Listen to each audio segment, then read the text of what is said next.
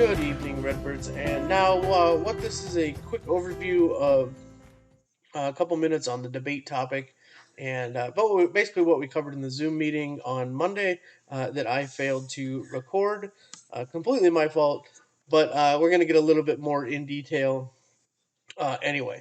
So, for many of you that have seen it, um, the debate project information tab is now up and live. So you'll click on that and you'll come into the tab. And so we're going to cover the tab from top to bottom. The first pieces of information is the risk debate overview. That's going to give you your assignment overview and cover we'll cover it in a second. The second document is peer evaluations that you will do. And you will do peer evaluations on during the weeks that you will not be presenting. So there's 2 weeks that you'll present. The other weeks you will turn in a peer evaluation. And then our library resource PowerPoint by Kent Lacombe, who is our Department of Health Sciences librarian. It's a very good PowerPoint on how to use the library, how to use some of the resources, and find credible sources for your debates.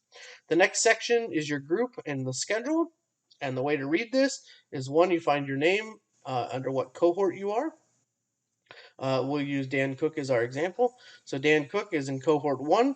He would look across and he would say, on debate number 1, I am the proponent, which means he is for the topic. In debate number 4, he's the healthy skeptic, which means he's against the topic. So Dan now knows when he is doing the giving his debates, and so we'll scroll down a little farther, and we get into the debate topics. This section has two big pieces of information. The top piece being how to get to your cohorts in Flipgrid, which we will cover here very shortly. And the second one is the actual topics. So the topic, you want to look over here at debate number. So Dan's going to say debate number 1, I was the proponent, so I need to do a debate on being for using dryer sheets are a hazard to your health. So he is debating that they are a hazard to your health and to the environment. And then in week 4, he is covering GMOs, and so he's against um, uh, the topic of avoiding GMOs. So he's actually in this situation, he's for GMOs. Now, on the other side is the week, and this is the week of the semester. So our debates start on week 5. That means week 5 is when debates are due, and I'll cover that in the document here in a second. So if there's any questions on that, feel free to reach out to me.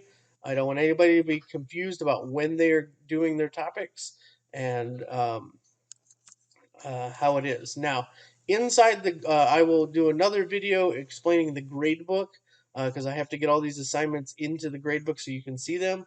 And that can be a little confusing, so I'll do a second video on that more than likely next week when I get everything built. So, going back to the top, to get to this document right here, your risk debate overview, you double click it, it'll open it. I already have it open. And this is what it looks like. Again, it starts off with the week, the subject, or the debate topic, and the debate number. So there's another resource.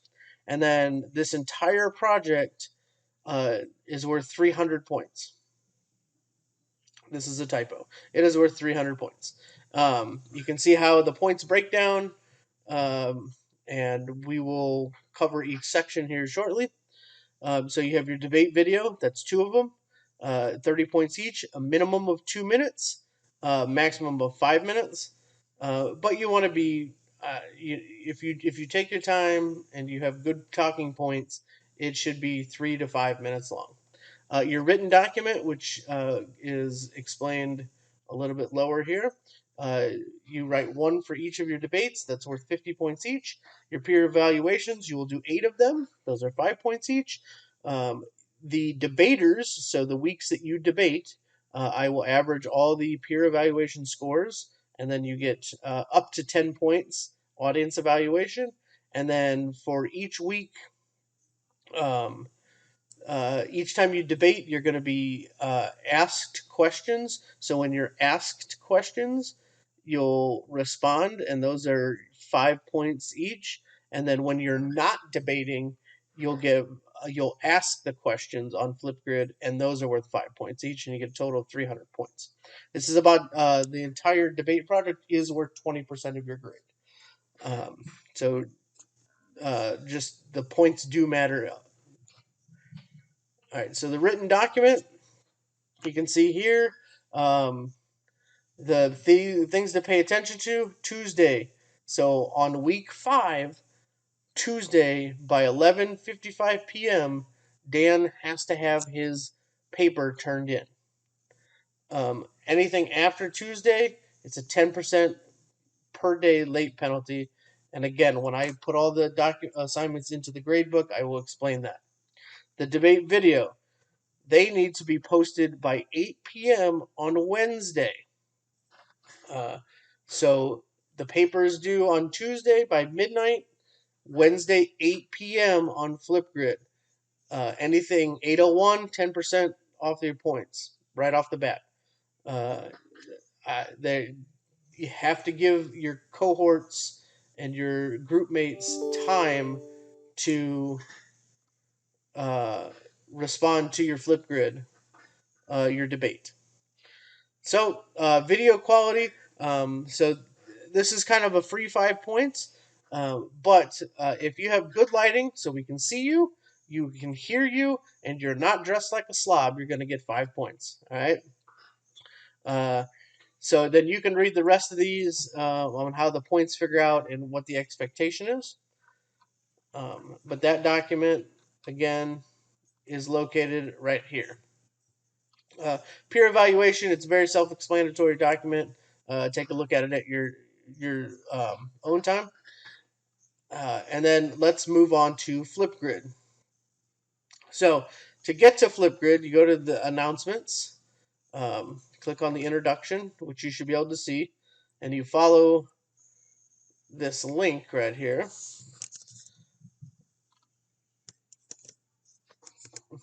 And it should bring you to our classroom. Now, so you should see this. You got to enter your username, and your username is your ULID, so the first part of your email address. So I have a teacher code, so I got to go this way. Now when you go to Flipgrid, you should see the topics, and there's 31 topics. And I will move the video introduction all the way up to the top. But so you may be saying to yourself, oh, this is a little overwhelming. Well, I've built groups for you. There are private groups, so you can go to your cohort. And so we'll go to cohort 1. And all the debates are in here. And I have to reorder these so they look all nice and neat. But so we'll go to debate number 1. It has the topic name, the topic of the debate, who the proponent is, who the healthy skeptic is. They will post their debates, and then you guys will leave comments directly onto their videos. Now, that is the purpose of, go back to the topics. That's the purpose of this Flipgrid introduction assignment. The purpose is for you to post a video so you see how you're posting the video to Flipgrid, and then you would respond. So we will use, let's use Paul since he's first. Hi, my name is Paul Kaczynski. I'm a freshman, obviously at Illinois State, and I'm going into industrial hygiene for my major, and I am looking forward to working with all of you this semester. Okay, so that is Paul's introduction. It's great. That's exactly what we're looking for. You notice that it's 14 seconds long. Need nothing more. So what we would do is, if this was a debate, you would listen to Paul's debate, and then you'd come down here to add a comment. And as you add a comment, it pulls up the camera and microphone. Um, and my camera and microphone is being used right now. Um, so it's not going to work out exactly. But you notice that you have 1 minute, so you have a maximum of 1 minute response to the debate. And in that 1 minute, you want to ask a question that is thought provoking about their debate, about a piece of information that they posted, and that's how you get your 5 points for asking the debate question. And then you'll do that for each of them. Uh, each of the debaters during the week, and then they will post a response to your questions. Now, one thing that Flipgrid does not allow you to do is I can post a reply to Paul, but Paul then cannot post a reply directly to my comment. So a second answer video will have to be made, or third or fourth, if that's how you want to do it. If you want to answer all the questions individually, or if you want to answer all the questions at one time. So that's Flipgrid. You see that people have already been posting their stuff up. Make sure you get that done by September 9th. That is due. That's easy points right there. And so we will return back here. And so if you go back into the debate project info, these Flipgrid addresses take you to your cohort. And again, it's your ULID that will get you to the cohort, and only your cohort members can get in there. If you go to these right now, only cohort 1 is completely done. I have to go back through each of the groups in Flipgrid and change the names out for who is doing that week. So if you pop by right now, it is not completely done. One final thing to talk about the debates.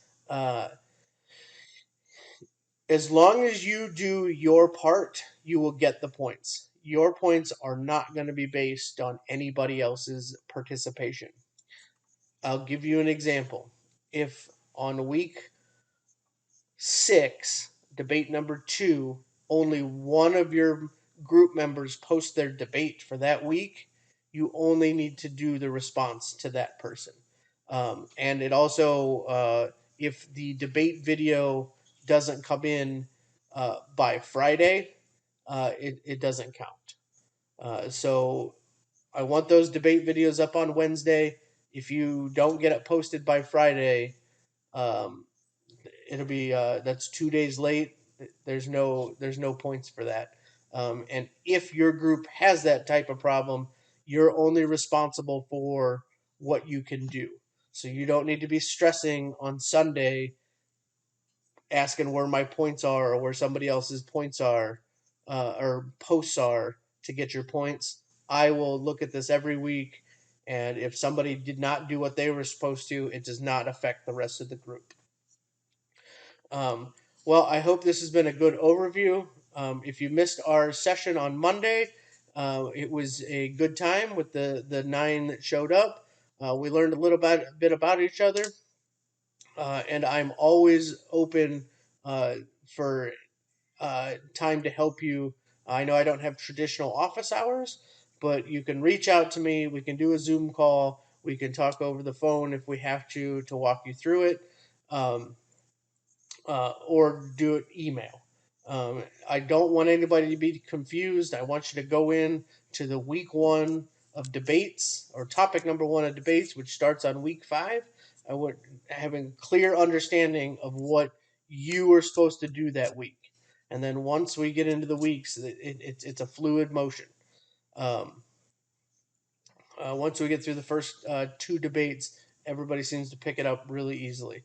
And like I said, next week I will post another tutorial on the gradebook once I get all of the debate assignments into the gradebook, because I cannot create 30 different timelines. I have to create one due date for everything, and I don't want people to get confused about that.